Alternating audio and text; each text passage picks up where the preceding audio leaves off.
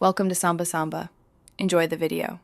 In this video, I will show how to open MetaMask on Chrome. First, you will need to install the MetaMask extension from the Chrome Web Store. Once installed, make sure to pin the MetaMask icon to your browser toolbar. This makes it super easy to find and access.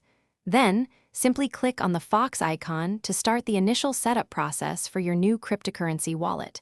It's a straightforward first step.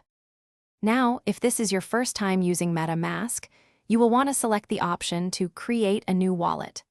After that, you will need to agree to the terms of service to continue with the wallet creation. The next crucial step is to create a strong, unique password. This password will be used to unlock your wallet locally on your browser, so choose wisely and remember it. This is perhaps the most critical step, securing your secret recovery phrase. You must write down this 12-word phrase in a secure, offline location, like on a piece of paper. Never, under any circumstances, share this phrase with anyone, as it grants full access to your funds. Finally, you will confirm your secret recovery phrase to complete the wallet setup process. Once your wallet is set up, you can easily access it by clicking the MetaMask icon in your browser toolbar. You will then be prompted to enter the password you created earlier to unlock your wallet.